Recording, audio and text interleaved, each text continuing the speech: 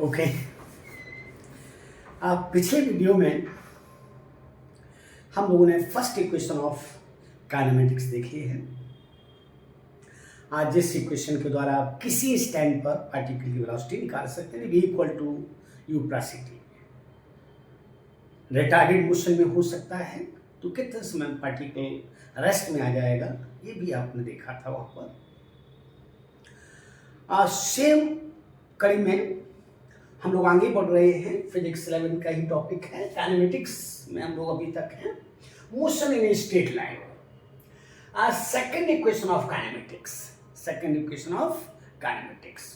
Okay, जैसे वहां पर हम लोगों ने कहा था कि पार्टिकल अगर इनिशियल वेलोसिटी u से चलता है अंडर कांस्टेंट एक्सेलरेशन a से अलोंग ए स्ट्रेट लाइन, तो उसी सेंटेंस को यहां भी मैं कह रहा हूं कि let a particle starts moving along a straight line with initial velocity u।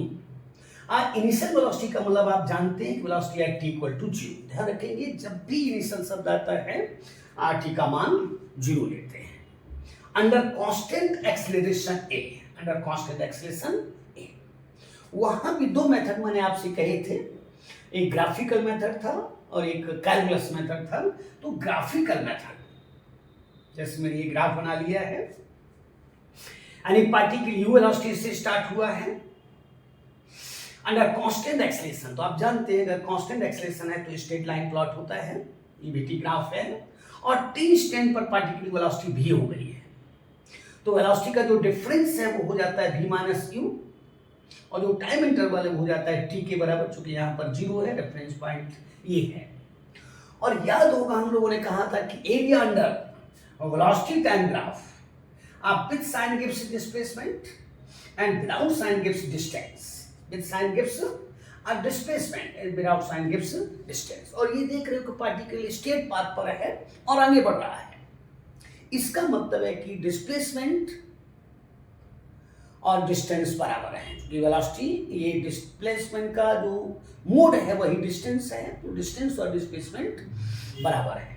Okay, तो S इक्वल टू हो जाएगा area of 1 plus area of 2।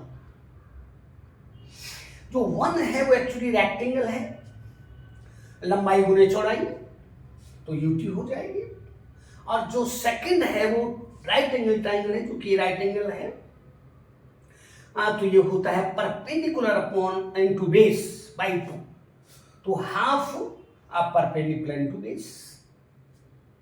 Okay, अगर इसमें हम t का गुणा करते हैं और t का भाग देते हैं तो ये हो जाएगा half v minus u by T into T. Okay, हम इसको हटाते हैं, ये हटा देते हैं, first second equation of kinematics ये हटाते हैं। ओके, इसको भी हटा देते हैं।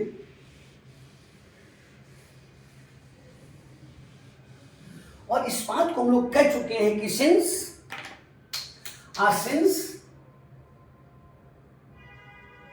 जो स्लोप ऑफ VT ग्राफ है वो आपको एक्सीलरेशन देता है, सिंस A इक्वल टू हुआ करता है v minus u by T, इसलिए S इक्वल टू हो जाएगा ut प्लस हाफ AT का स्क्वायर।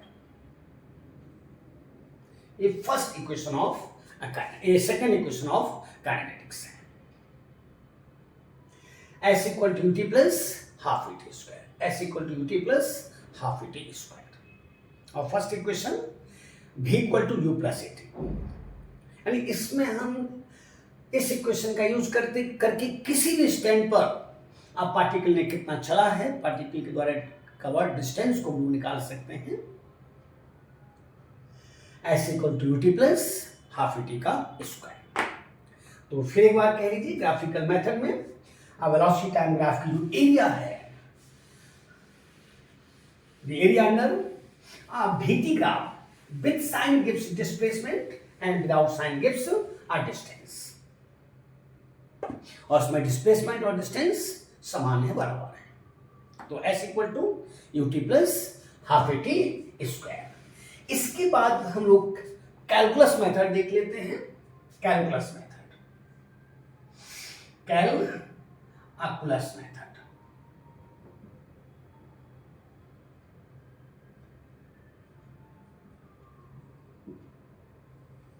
कैलकुलस मेथड हम इसमें यूज करेंगे by using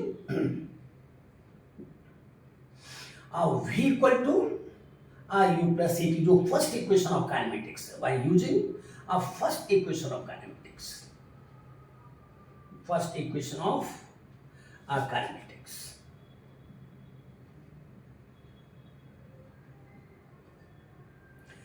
v equal to u plus at।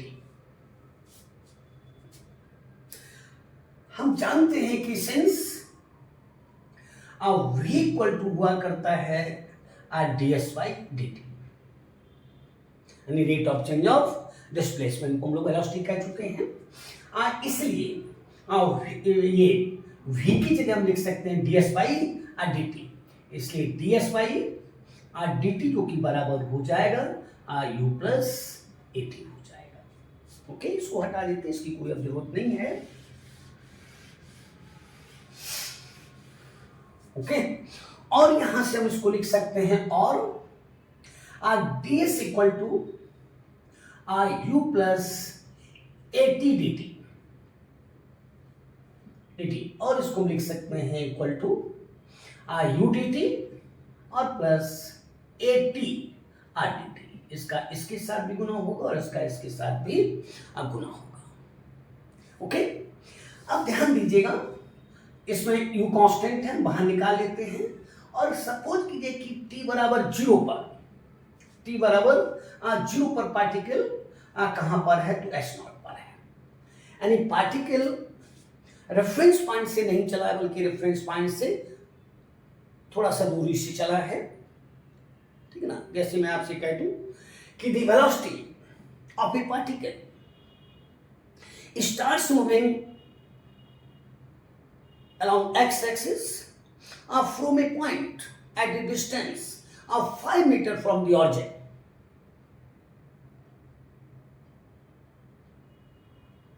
Okay, तो वही ये 5 हो जाएगा t इक्वल टू 0 पर। Okay, dt plus a t dt 0 ds।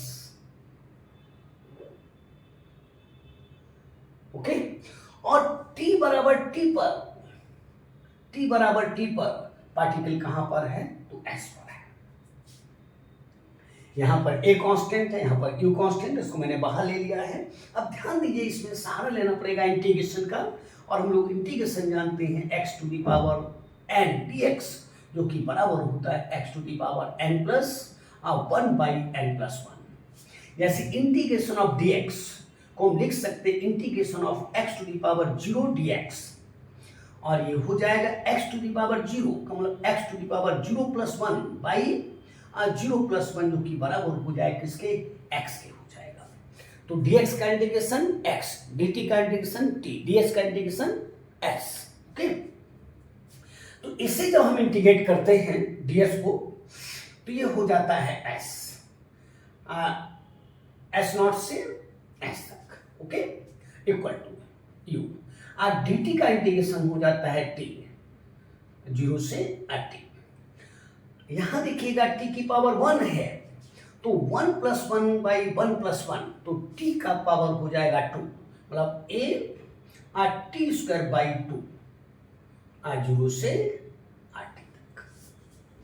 सबसे पहले अपर लिमिट रखी जाती है, माइनस लोअर लिमिट है, तो इसको और हम लिख सकते हैं, और इसको हम लिख सकते हैं, और हम इसको लिख सकते हैं s minus s nought equal to u t minus 0। इस हाफ को हम बाहर ले सकते हैं, half a t square minus 0 का स्क्वायर, t स्क्वायर माइनस 0 का स्क्वायर, और ये तो खत्म हो जाएगा, 0 किसी में भी 0 का गुना 0 ही होता है। और इसको हम लिख सकते हैं s इक्वल टू, और इसको हम लिख सकते हैं s इक्वल टू, ये इस साइड में ले आओ, s not plus ut plus half eighty का स्क्वायर। देख लीजिए कहीं कुछ है नहीं, आसानी से आप समझ सकते हैं। आपने फर्स्ट इक्वेशन का सहारा लिया है, v equal to u plus AT का आपने सहारा लिया है, और हम जानते हैं कि v बराबर हुआ करता है ds बाई डी टी, तो इसकी जगह हम रखते हैं तो ds बाई डी टी बराबर हो जाएगा u प्लस एटी। हमने dt को इस साइड में ले लिया है और ds बराबर हो जाएगा u plus eighty into D T. Eighty D T का गुणा इससे भी होना है और डी टी का गुणा इससे भी होना है। यहां पर मैंने आपसे कहा कि अगर पार्टिकल t इक्वल टू 0 पर s नॉट पर है और t इक्वल टू t पर s पर है, तो यहाँ पर ds का integration from s nought to s हो जाएगा, यहाँ पर dt का इंटीग्रेशन फ्रॉम 0 टू t हो जाएगा, और यहाँ पर t का इंटीग्रेशन फ्रॉम 0 से t हो जाएगा। और ds का इंटीग्रेशन जैसे dx का इंटीग्रेशन x होता है, ठीक उसी तरह से ds का इंटीग्रेशन x हो जाएगा, और dt का t हो जाएगा, और यहाँ पर t पर पावर 1 है तो 1 प्लस 1 2 हो जाएगा, बाई 2 हो जाएगा, टी स्क्वायर बाई 2 हो जाएगा। तो ds s नॉट से s तक u dt का t, लोअर लिमिट 0 और अपर लिमिट t है, T square by 2 lower limit 0 और अपर लिमिट t है। इसको अगर हम लिमिट लेते हैं तो upper limit minus lower limit, upper limit minus lower limit, ये हाफ को मैंने बाहर ले लिया है, upper limit minus lower limit, और ये 0 की पावर 0 हो जाएगा, t minus 0 equal to t हो जाएगा।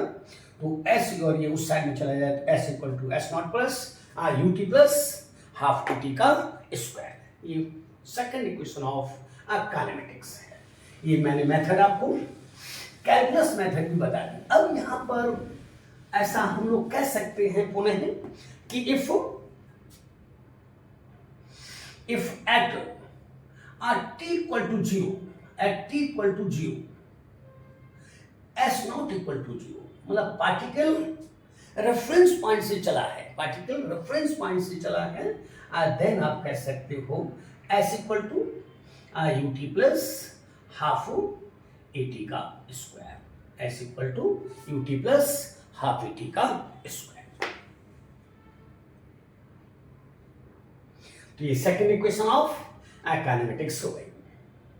देखिए कहीं कुछ नहीं है, आराम से समझ सकते हो। अगर कोई इस तरह का क्वेश्चन आ जाए तो उसको भी बना सकते हो।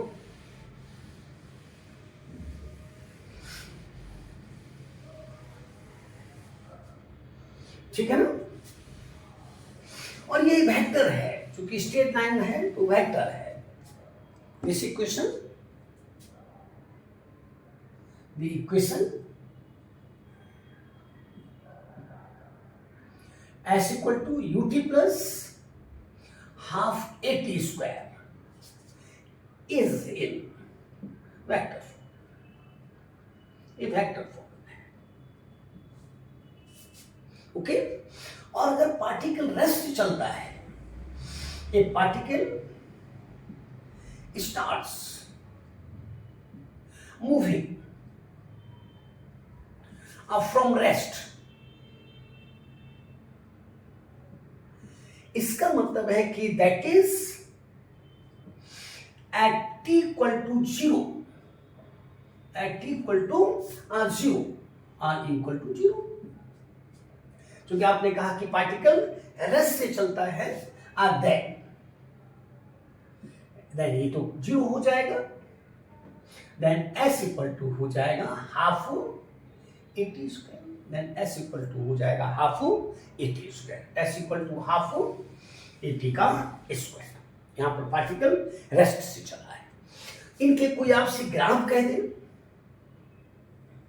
जैसे सबको चीजें कि ये t है और इस साइड में s है, तो ये पैराबोला हो जाएगा, पैराबोलिक हो जाएगा, इस तरह का प्लॉट हो जाएगा। ये पैराबोला है, ये पैराबोला है, ठीक है ना। यानी s बराबर हाफ ए टी का स्क्वायर, क्योंकि t का मान 0 होने पर s का मान 0 नहीं, बॉडी पार्टिकल ऑरिजिन से चला है।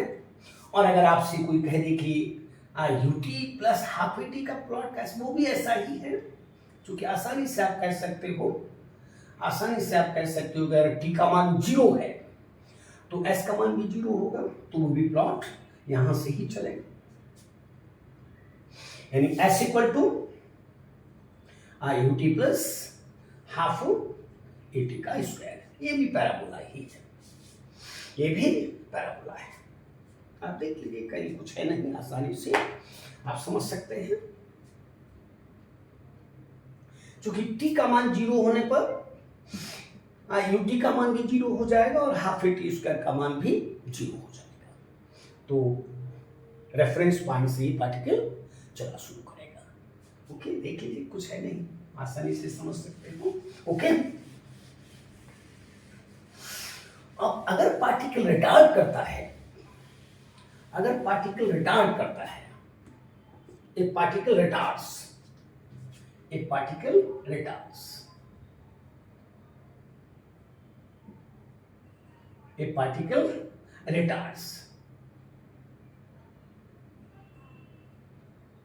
retards under a constant retardation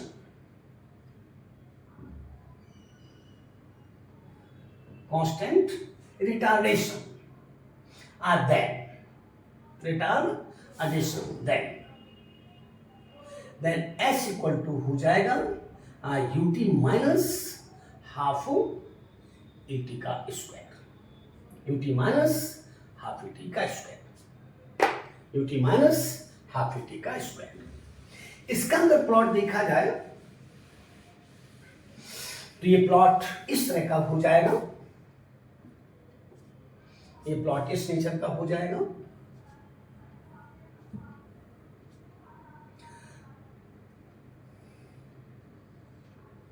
ये t है और ये s है, ये इस नेचर का हो जाएगा।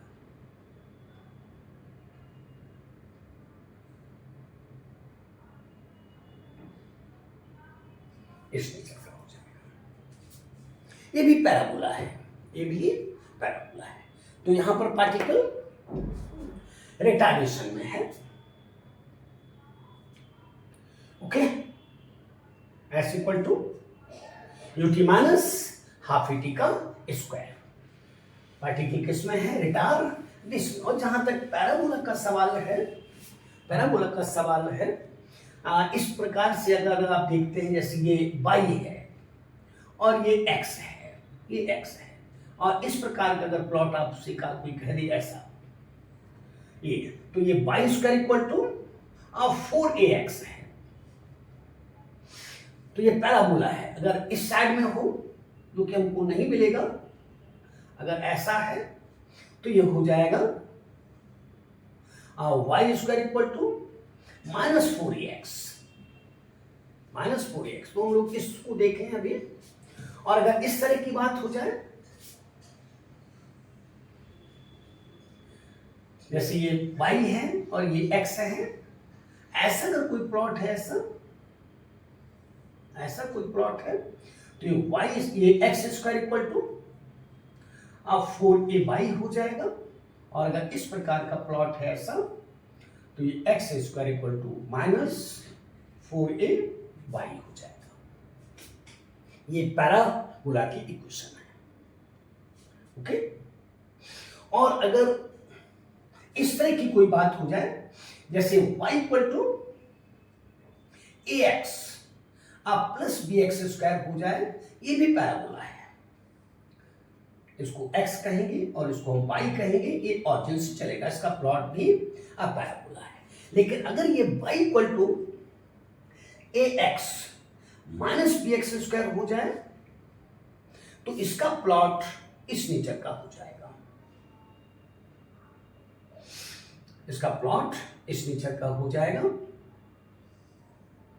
ऐसा हो जाएगा। तो ये सभी प्लॉट्स किसके हैं? पैराबोला के हैं। ये भी पैराबोला है।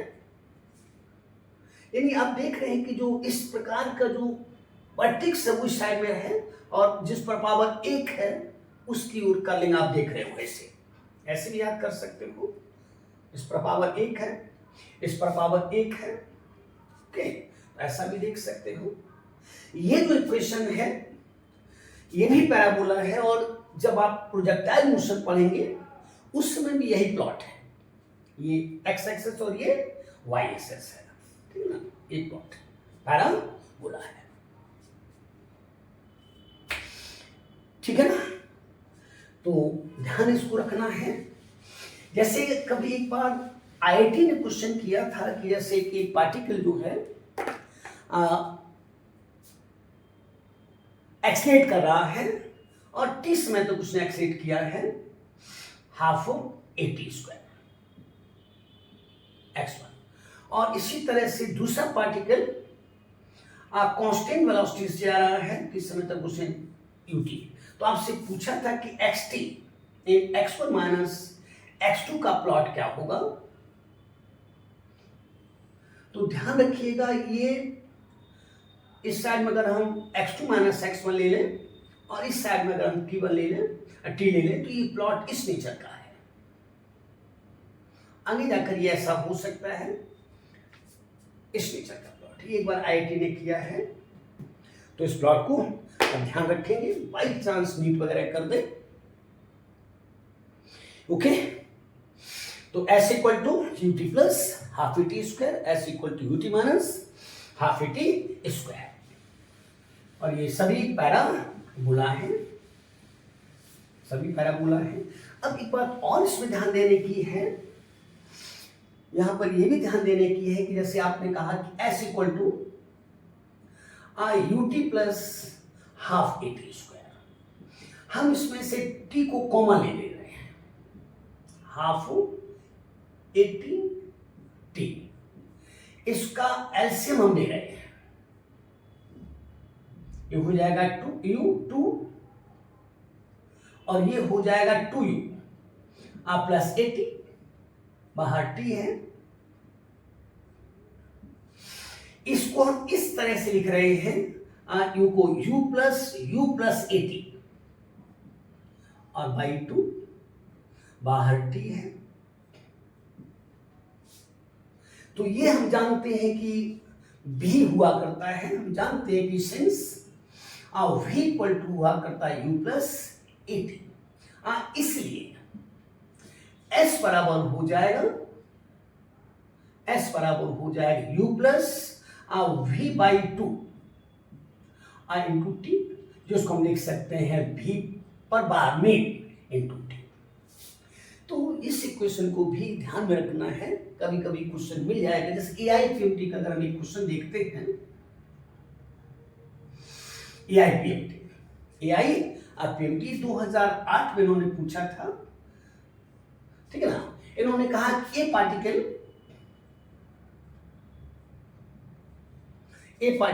मूव्स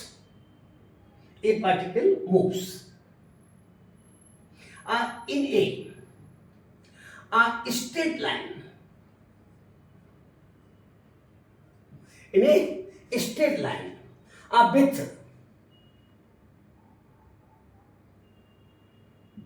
with constant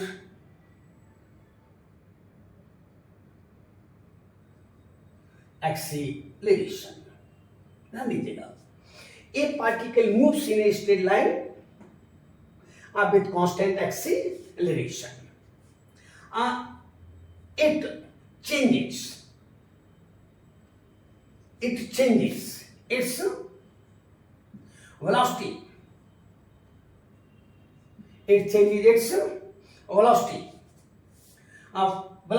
from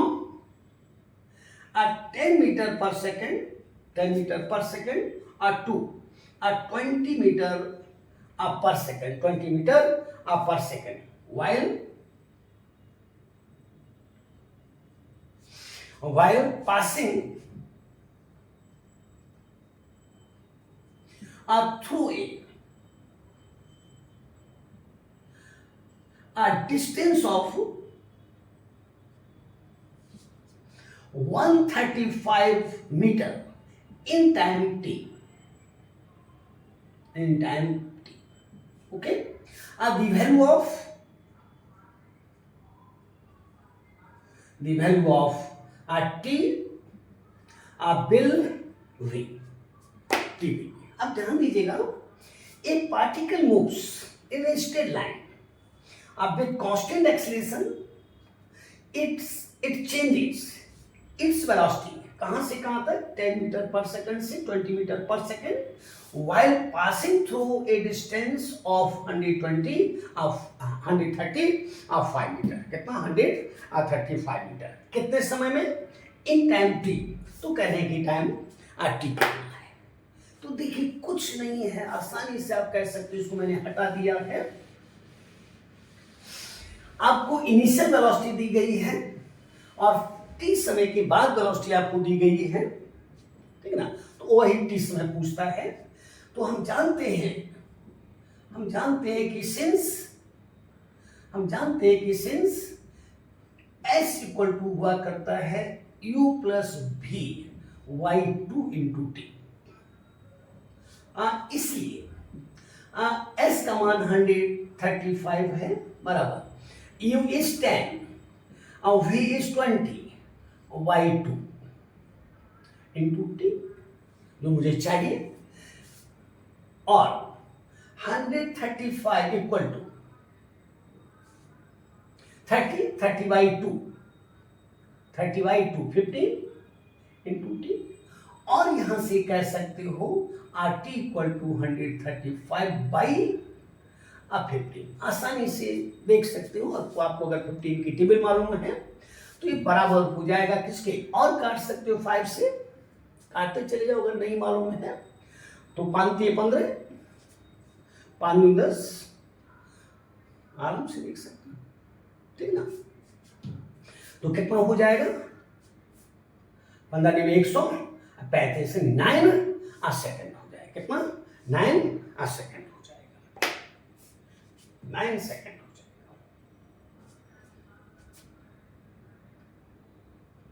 और अगर उल्टा कर दे, जैसे ऐसा आपसे पूछ दे तो 10 प्लस 20 बाई 2 और इंटू 9, तो हो जाएगा कितना, 15 और into 9,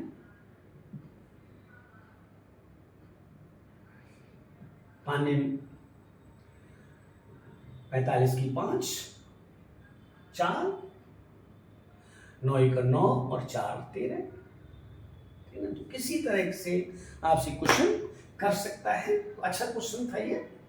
v equal s equal to u plus v by और 2 into t, s equal to u plus v by और 2 इंटू टी। जब आपको टी समय में पार्टिकल की वेलोसिटी u से भी हो जाती है, तब इस इक्वेशन का आप यूज कर सकते हैं, ओके। तो ध्यान रखिएगा कहीं कुछ है नहीं। और अगर एक आध और क्वेश्चन हम लोग कर ले, जैसे इस तरह का अगर क्वेश्चन करते हैं यूनिफॉर्म मोशन से, जैसे कि अगर u कांस्टेंट है यानी a का मान 0 है। ये क्वेश्चन भी आपको मिला है उड़ीसा जेई का क्वेश्चन है, 2008 का है, और ये AIPMT में भी किया हुआ है, AIPMT में 2009 का क्वेश्चन है, ओके। एक क्वेश्चन किया जा रहा है फॉर एग्जाम्पल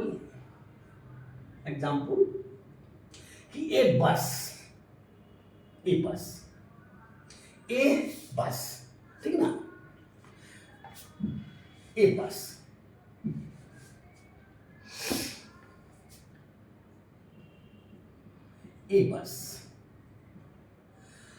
इज मूविंग, बड़ी अच्छी बात है, ए बस is moving on a straight road,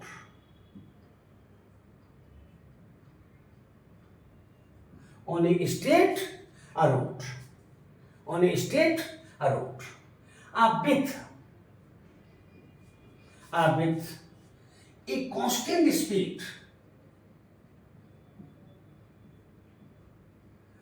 constant speed, of 10 metre per second. आपने कहा कि बस जो है स्ट्रेट रोड पर मूव कर रही है एक constant speed of 10 metre per second से।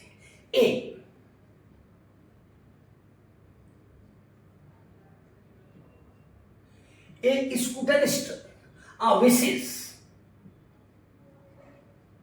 स्कूटरिस्ट चाहता है to overtake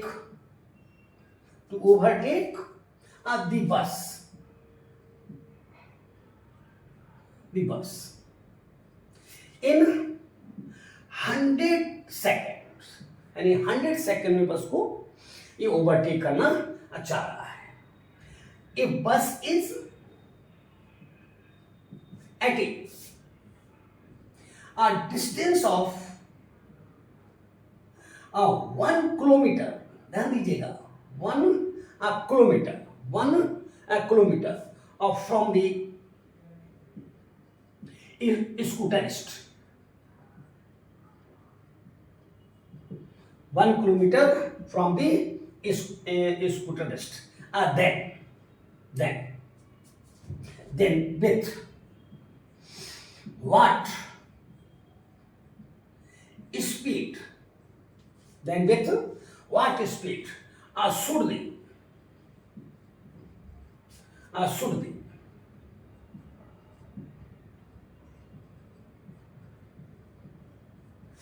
the scooterist change the bus?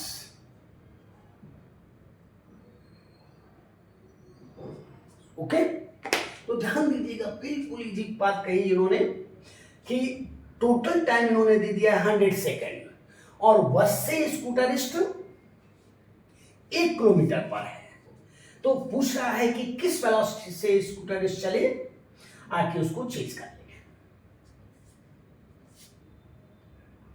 Okay, तो कुछ नहीं है, देखिए ध्यान दीजिएगा, जैसे उन्होंने कहा कि ये स्टेट रोड है और यहां पर बस है,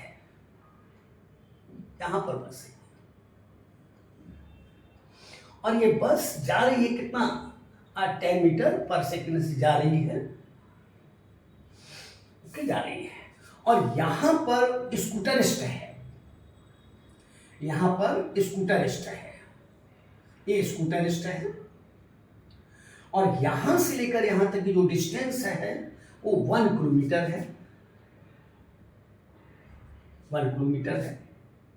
तो कहता है कि ये किस वेलोसिटी से चले कि इसको पकड़ ले, कितने समय में, 100 सेकेंड में। तो ध्यान दीजिएगा कि सपोज कीजिए कि 100 सेकेंड में इसको चेंज करना चाह रहे हैं, तो 100 सेकेंड में बस कितनी चलेगी वो देख लेना है आपको।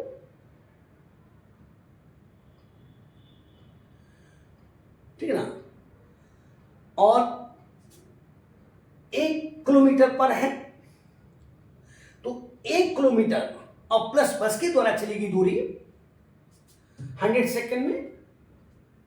अगर ये इस वेलोसिटी से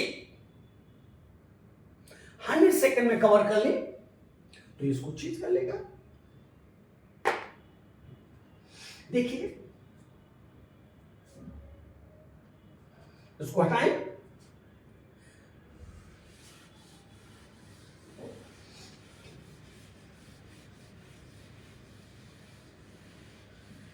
क्योंकि टाइम जर्नी का दोनों के लिए आप 100 सेकेंड ले रहे हो, तो यहां पर कहेंगे क्या, यानी डिस्टेंस कवर्ड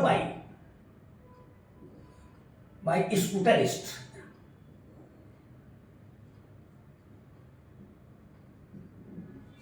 इन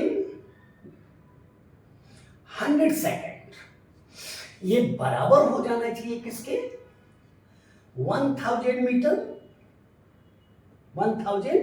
मीटर और प्लस डिस्टेंस कवर्ड इन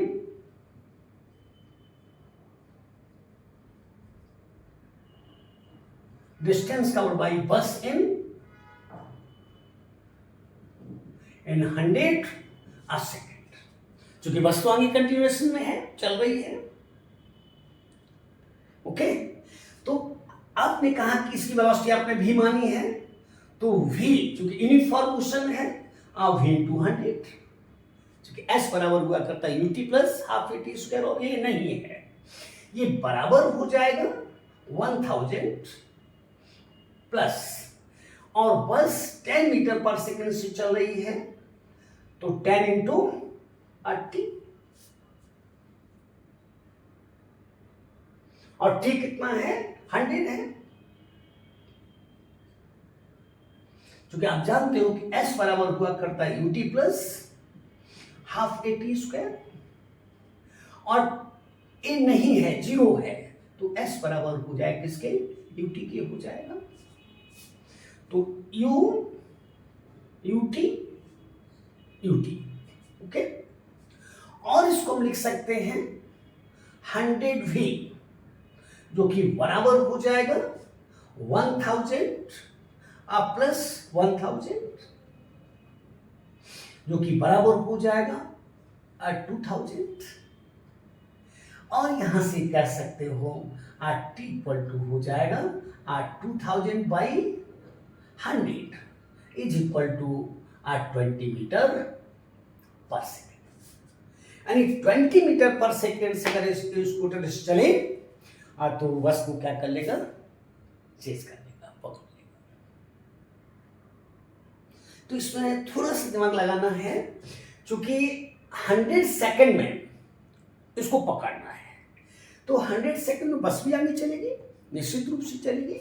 तो बस कितनी डिस्टेंस कवर करेगा 100 सेकंड, ये डिस्टेंस बस के द्वारा कवर्ड है, और बस कितनी डिस्टेंस पर है, 1 किलोमीटर पर है, तो 1 किलोमीटर ये डिस्टेंस उसको कवर करनी है, और प्लस 100 सेकंड में बस जो डिस्टेंस कवर करेगी वो डिस्टेंस उसको कवर करनी है। तो इतनी डिस्टेंस को ये कवर करेगा कितने समय में, 100 सेकंड। और हम जानते हैं कि अगर एक्सीलरेशन हमारे पास नहीं है तो ये यूनिफॉर्म मोशन है, तो s इक्वल टू ut होता है, तो s equal to v into t, चूंकि आपने स्कूटर की वेलोसिटी को भी मान लिया है, तो 100v इक्वल टू हो जाएगा 1000 और प्लस 1000 प्लस 1000 2000, तो t हमारे पास हो जाएगा 2000 by 100 equal to 20 metre per second. This is the speed of scooterist. अगर ये स्पीड से चलेगा तो उसको ये चेंज कर लेगा, तो कुछ नहीं है, आसानी से समझ सकते हो। ओके, ठीक है ना। तो इस प्रकार के अगर यूनिफॉर्म मोशन के क्वेश्चंस हैं तो आप देख लीजिए, दोनों ही अच्छे क्वेश्चंस थे, ठीक है ना। Thank you.